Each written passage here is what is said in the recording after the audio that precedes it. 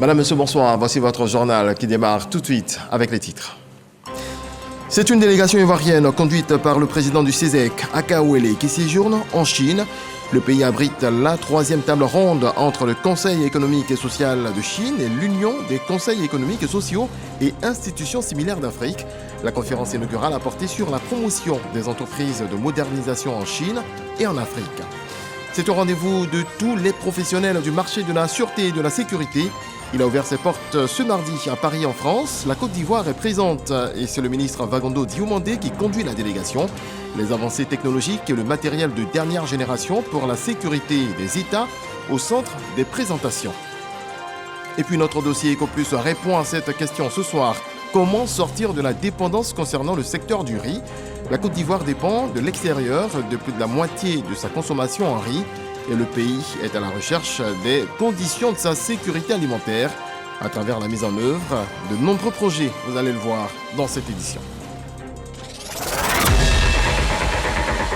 Bienvenue à vous tous, je le disais à l'instant, c'est une délégation ivoirienne conduite par le président du CESEC, Aka Ouele, qui séjourne en Chine. Le pays abrite la troisième table ronde entre le Conseil économique et social de Chine et l'Union des conseils économiques et sociaux et institutions similaires d'Afrique. La conférence inaugurale a porté sur la promotion des entreprises de modernisation en Chine et en Afrique. Michel Digré est sur place. Bâtir conjointement une communauté de destin Chine-Afrique, tel est l'enjeu de la troisième table ronde entre le Conseil économique et social de Chine et l'Union des conseils économiques et sociaux et institutions similaires d'Afrique. Ahmed Reda Chami, président de l'UCESA, liste quelques domaines de coopération à explorer.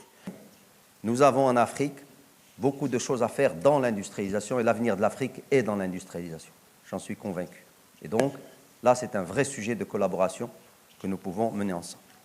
Deuxième sujet, les infrastructures, le transfert de compétences dans la recherche et l'innovation, le financement des stratégies d'adaptation des pays africains. Et enfin, sujet extrêmement intéressant, c'est la mobilité urbaine que nous allons discuter. Prenant part au débat sur la mobilité urbaine, le président du CESEC, Dr Aka Ouele, a présenté toutes les initiatives du gouvernement ivoirien pour accroître les infrastructures routières du pays, un secteur porteur pour les affaires. L'ambitieux programme de développement initié par son Excellence M. Alassane Ouattara, président de la République de Côte d'Ivoire, offre de multiples opportunités d'investissement dans les domaines des infrastructures routières et du transport en Côte d'Ivoire. Aussi, la politique libérale, le code des investissements et les différentes réformes initiées par le gouvernement, ainsi que les infrastructures de base dont dispose le pays, rendent la destination Côte d'Ivoire très attrayante et compétitive pour les investissements dans la réalisation des infrastructures routières et le renouvellement du parc automobile. Enfin, le transfert de technologies très attendues dans notre pays, au-delà de l'agriculture, au-delà de la santé et la culture, pourrait s'étendre au domaine des infrastructures routières et du transport.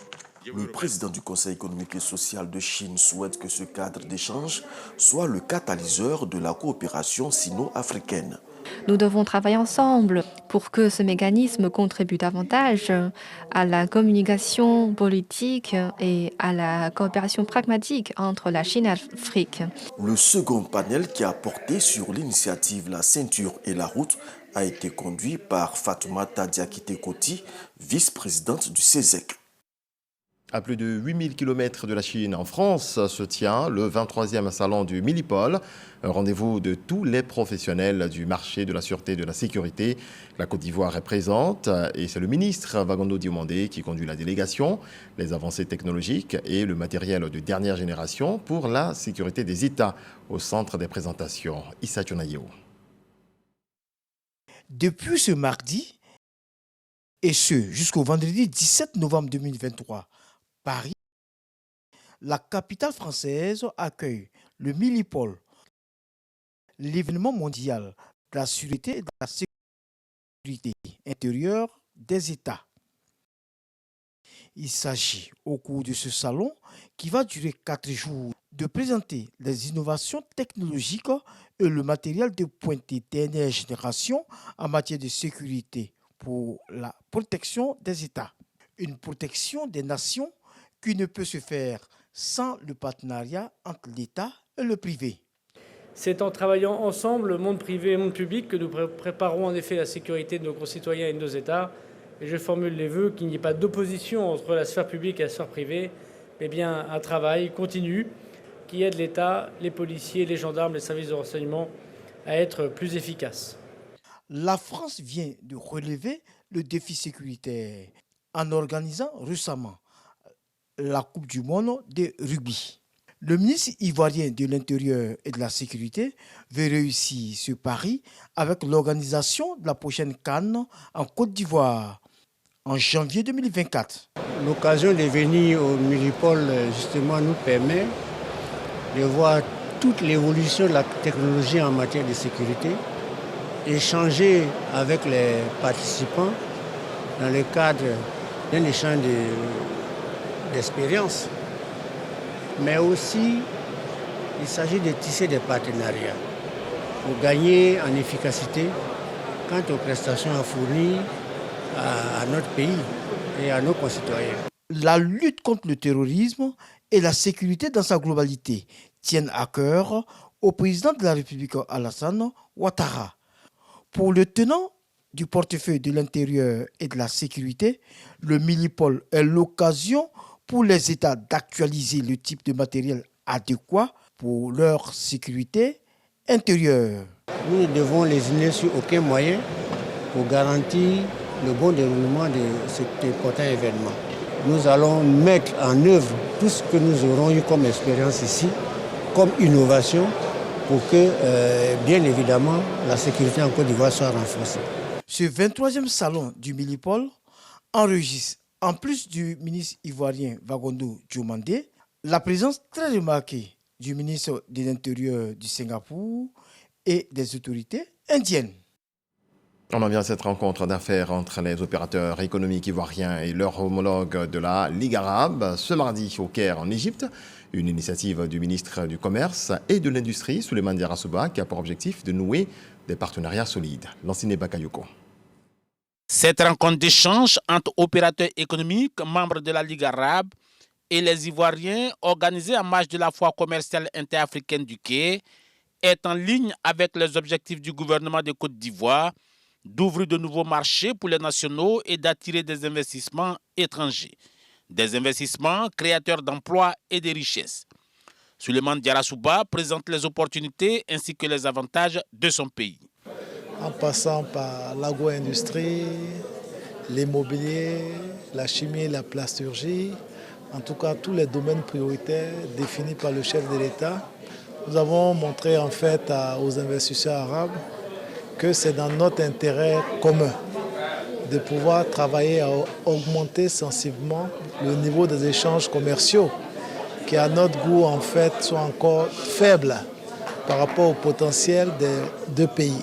Les hommes et femmes d'affaires arabes, notamment les Égyptiens, les Algériens, les Tunisiens et même ceux des Émirats du Golfe, ont montré un réel intérêt pour la destination ivoirienne. Une destination riche en ressources bien connue de la Ligue arabe, au regard de la présence assumée de quelques compagnies égyptiennes, notamment dans le BTP.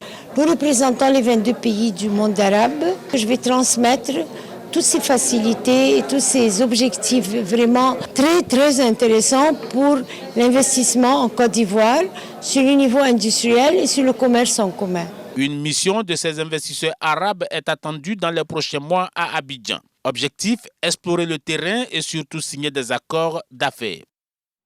Il y a eu également un accord signé cette fois dans le domaine des mines, du pétrole et de l'énergie. Un contrat de partage de production sur un bloc pétrolier offshore situé au large de Fresco. Document signé entre des investisseurs ivoiriens et le ministre Mamadou Sangafoa. Juliette Ouya a les détails. C'est une première en Côte d'Ivoire. Des hommes d'affaires et experts ivoiriens vont investir dans la recherche pétrolière et gazière. Ils ont signé avec le gouvernement un contrat de partage de production sur le bloc offshore CI 705. Il s'agit d'un bloc libre d'une superficie de plus de 2000 km² situé en eau profonde au large de Fresco dans la région sud-ouest. On suit les instructions du président de la République qui a parlé de local content, de contenu national.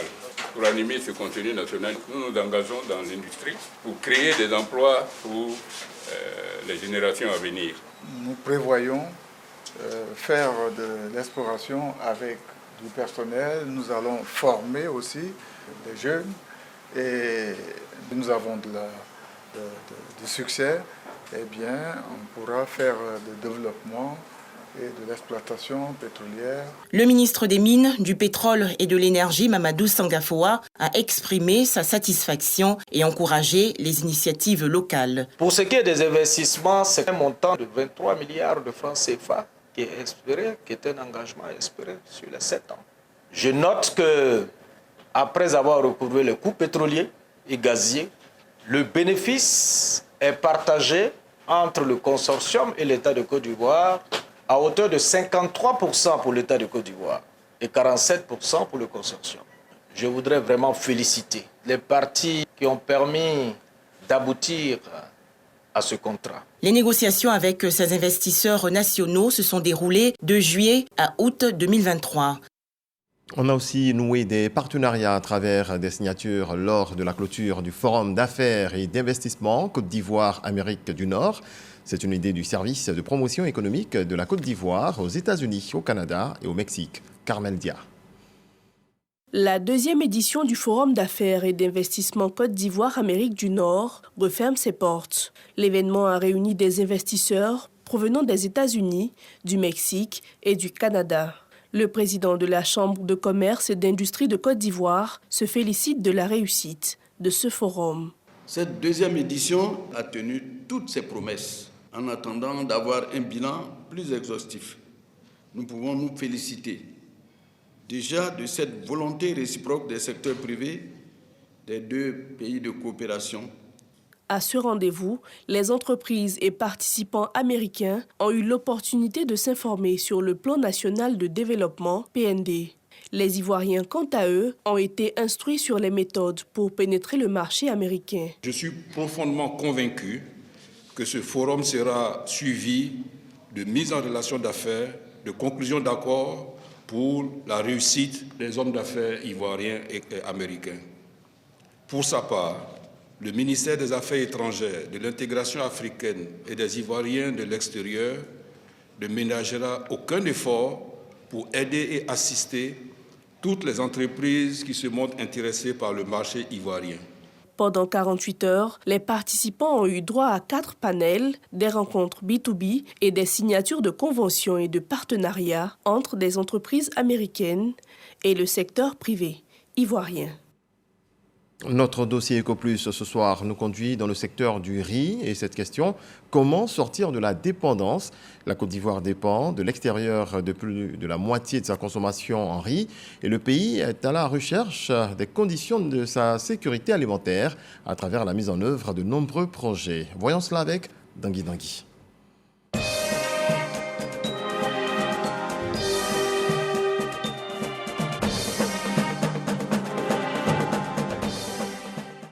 La nouvelle de l'augmentation du prix du riz en août dernier en Côte d'Ivoire, du fait justement de la tension sur le marché mondial, a plus que jamais actualisé la problématique de l'autosuffisance en riz de la Côte d'Ivoire et surtout ses chiffres officiels.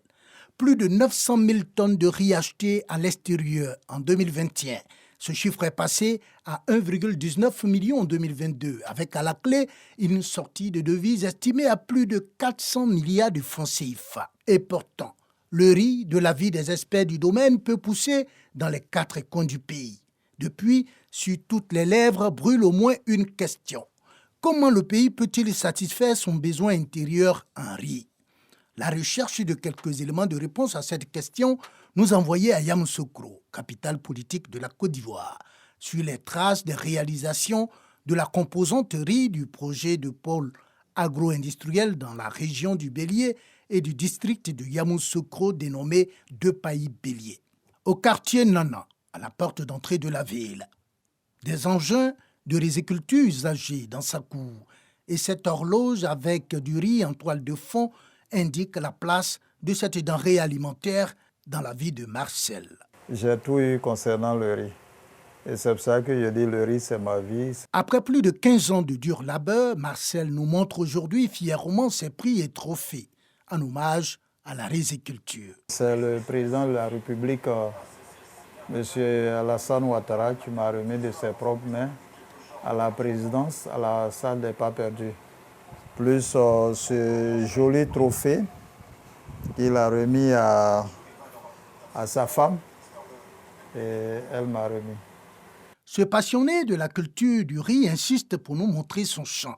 Cap vers le sud, dans le village de Subiakro, à quelques 15 km du centre-ville.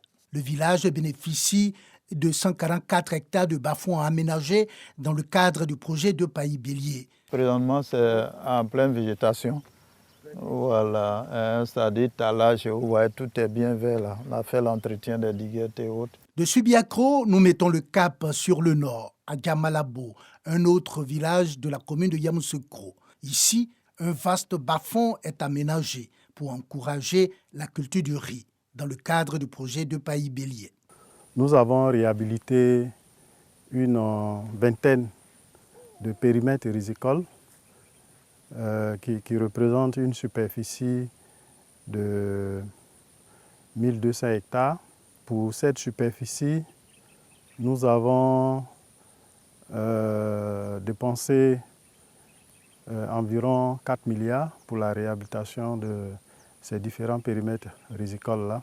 Mieux, une petite et moyenne entreprise agricole PMEA intervient dans le cadre de ce projet pour encadrer les riziculteurs. Nous venons avec la mécanisation pour pouvoir professionnaliser l'activité. Au niveau de la production, nous mettons à disposition des producteurs la semence. Nous allons les accompagner aussi dans l'opération de repiquage.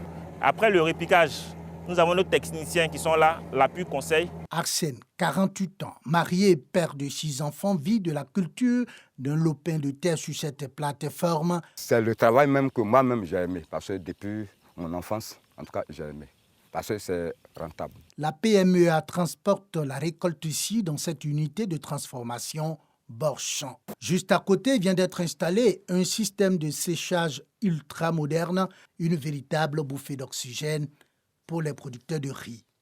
Pendant les saisons de pluie, il était difficile de sécher le riz. Donc, comme solution, on a cherché à installer un séchoir mécanique.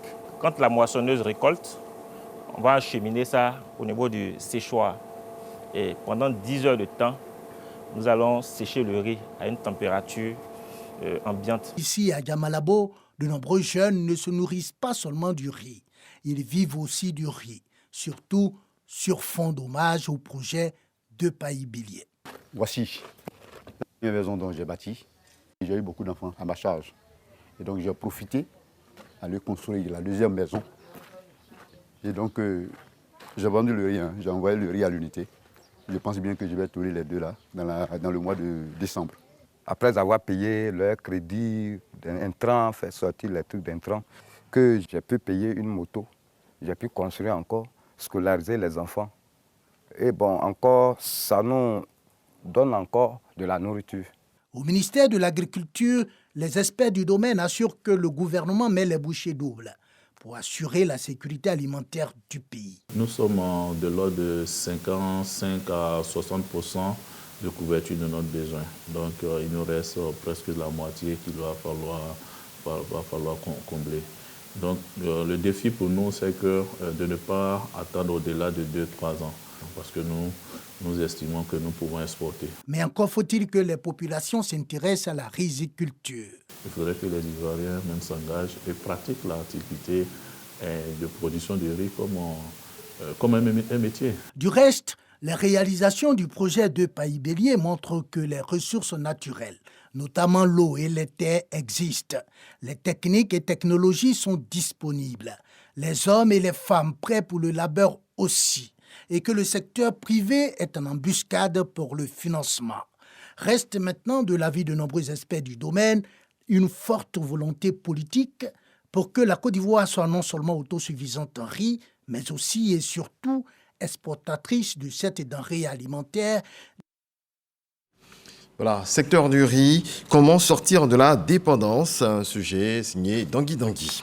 Je vous donne à présent lecture de ces deux communiqués. Le ministre de l'Emploi et de la Protection sociale porte à la connaissance des populations vivant en Côte d'Ivoire que le mercredi 15 novembre 2023, journée nationale de la paix est déclarée jour férié et chômé sur toute l'étendue du territoire national.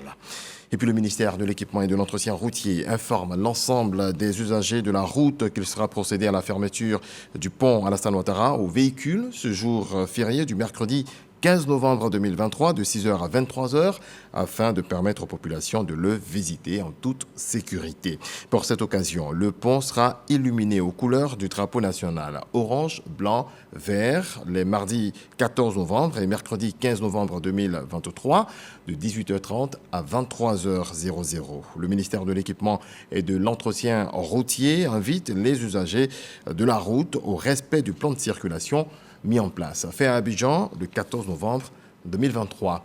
En bref et en image, la journée mondiale du diabète ce 14 novembre met en lumière les efforts de lutte contre cette maladie.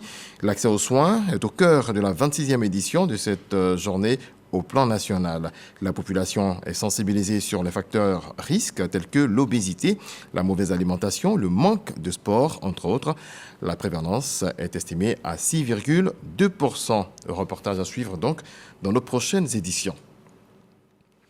Pour le premier colloque international organisé par l'Université de San Pedro, c'est le ministre du Tourisme et des Loisirs, Siandou Fofana, qui a entretenu les étudiants. La CAN approche à grands pas et il faut que ces derniers soient prêts et informés de ce que fait le ministère, d'autant plus que ce sont les étudiants de l'UFR, logistique, tourisme, hôtellerie et restauration. Le point de Sam Conan. Cannes 2023, les étudiants de l'UFR Logistique, Tourisme, Hôtellerie et Restauration de l'Université de San Pedro, sensibilisés à jouer leur partition dans la réussite de l'événement. Ils étaient nombreux à l'amphithéâtre 500 places pour suivre la conférence sur le thème « Industrie touristique et altérité ». Avec la CAN et l'ensemble des projets mis en place par l'État ivoirien, on pense qu'on tend vers une destination touristique qui pourra attirer beaucoup de touristes. Et il faut un tourisme inclusif qui prend en compte les différentes aspirations de tout un chacun. Une industrie touristique et altérité, la CAN de l'hospitalité ne peut qu'être une réussite. San Pedro qui est une ville balnéaire, qui est une ville calme, donc il faut qu'on s'apprête à recevoir ceux qui viennent d'ailleurs avec leurs différences.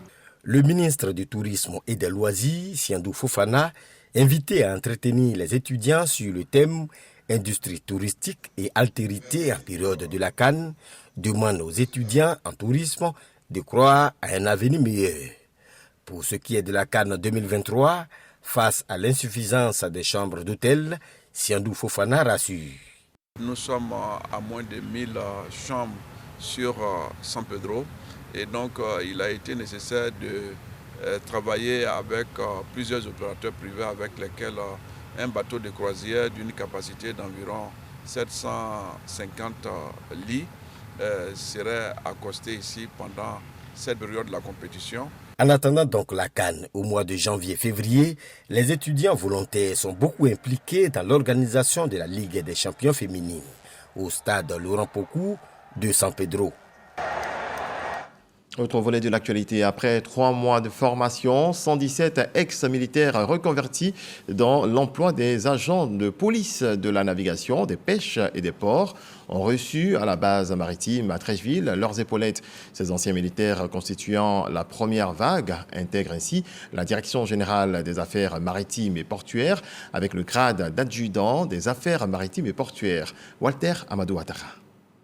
Le 29 novembre 2022, deux décrets définissaient les modalités de reconversion de 1000 sous-officiers des forces armées de Côte d'Ivoire dans les emplois de la fonction publique. 300 d'entre eux doivent intégrer les affaires maritimes et portuaires. La volonté du gouvernement qui vise le rajeunissement des effectifs de l'armée est aujourd'hui une réalité. 117 ex-militaires sont à présent des agents de police de la navigation. L'article 4 du dit décret établit la répartition des 1000 sous-officiers entre les corps paramilitaires, à savoir les affaires maritimes, les eaux et forêts et les gardes pénitentiaires. Cette formation leur permet d'acquérir de nouvelles compétences et aptitudes et leur assure une transition réussie entre l'ancien emploi et celui d'agent de police, de la navigation, des pêches et des ports. Cette reconversion passe nécessairement par une formation. Et ces nouveaux agents l'ont réussi avec abnégation et discipline. Ils sont invités à demeurer exemplaires dans l'exercice de leurs fonctions actuelles. Chers nouveaux agents de la police, de la navigation, des pêches et des ports, cette cérémonie est la première qui marque le succès de la politique de reconversion des ex-militaires dans l'administration publique telle que décidée par le gouvernement ivoirien. Vous avez donc le devoir d'adhérer à cette ambitieuse vision et aussi l'obligation de montrer l'exemple par votre discipline et votre abnégation au travail. Je tiens à vous rappeler que votre nouvelle mission exige le respect des valeurs fondamentales de l'État de droit, exige également l'intégrité et la discipline car la mer fait partie de la patrie. Le droit de la mer, la sécurité et l'anglais maritime, ainsi que les contrôles de police constituent l'essentiel des 17 modules de spécialité assimilés en 3 mois de formation, cela en présentiel par ces désormais agents de police de la navigation. Et je vous donne lecture de cet autre communiqué. La haute autorité de la communication audiovisuelle ACA a enjoint les distributeurs de bouquets de chaînes de télévision d'appliquer la numérotation logique des services nationaux de télévision en clair diffusés par voie hertzienne terrestre avec pour date butoir le 31 décembre 2023. Bien avant ce terme, la ACA constate que l'un des distributeurs de bouquets de chaînes de télévision, en l'occurrence Canal Plus Côte d'Ivoire, applique depuis le 14 novembre 2023 la numérotation logique. Celle-ci apparaît désormais sur les écrans dans l'ordre déterminé comme suit. Numéro 1, RTI 1, numéro 2, RTI 2, numéro 3, La 3, numéro 4, NCI, numéro 5, A+, Ivoire, numéro 6, Live TV, numéro 7, 7 Info. La haute autorité de la communication audiovisuelle s'en félicite et encourage les autres distributeurs de bouquets de chaînes de télévision autorisés à appliquer cette numérotation logique au plus tard le 31 décembre 2023. Fait à Abidjan le 14 novembre 2023. Du cinéma à présent avec la 5e édition de la semaine du film marocain organisée par l'Office national du cinéma de Côte d'Ivoire. C'est un pont culturel qui crée des opportunités d'échange avec la Côte d'Ivoire et le royaume chérifien au niveau du 7e art. Serge Pakom-Didi, Adoulaye Koné. Abidjan aux couleurs de la semaine du cinéma marocain. L'initiative est de l'Office national du cinéma de Côte d'Ivoire, l'ONACCI, qui veut contribuer à la consolidation des relations entre la Côte d'Ivoire et le Royaume du Maroc. Au-delà de la coopération, nous passons aussi à la promotion des films marocains en Côte d'Ivoire et la promotion des films ivoiriens au Maroc. Et partant de là, nos professionnels rencontrent les professionnels de l'autre et avec ces échanges d'expériences, nous permettent d'agrandir et de parfaire nos productions. Pour le bien-être du 7e art, Africains, Ivoiriens et Marocains se félicitent de cette coopération sud-sud. La semaine du cinéma marocain, un événement qui célèbre la richesse, la diversité, la créativité. Chaque année, nos cinéastes se retrouvent de façon alternée, avec pour objectif faire la promotion du cinéma du pays hôte. Au-delà des semaines de films alternés, la volonté de coproduction est amplement partagée. Une semaine marquée par plusieurs activités, dont des rencontres d'échange entre producteurs et réalisateurs des deux pays. Créer un pont entre le Maroc et la Côte d'Ivoire, un pont qui existe déjà, mais le renforcer, c'est une très belle opportunité pour nous, cinéastes. Ça va nous apporter un plus, parce que ces deux pays qui se croisent, ça va permettre de faire connaître nos œuvres. Au Maroc, les Marocains pourront connaître leur cinéma ici. Le cinéma et la culture, c'est le moyen le plus efficace pour renforcer aussi les liens entre les peuples. Au total, 7 films marocains de différents genres projetés. Dans le reste de l'actualité, en bref et en image, au Mali, l'offensive des forces armées maliennes FAMA vers Kidal avait repris ce 13 novembre 2023. Les FAMA et leurs supplétifs russes s'étaient approchés à une quinzaine de kilomètres du fief de la rébellion, du cadre stratégique permanent pour la paix, la sécurité et le développement. Ce mardi matin, les FAMA ont annoncé avoir pris le contrôle de Kidal. Plusieurs sources l'ont confirmé. L'armée malienne, avec un fort appui des soldats de la société russe Wagner, a pris position à Kidal, ville du Nord sous contrôle des rebelles depuis 11 ans maintenant. Les derniers combattants rebelles ont quitté la ville de Kidal, ce qui renforce sur place la présence de l'armée malienne et des combattants de la société paramilitaire russe Wagner. Merci à vous tous de votre attention. C'est donc la fin de ce tour d'horizon de l'actualité. Très belle nuit. Dieu nous garde. Bonsoir.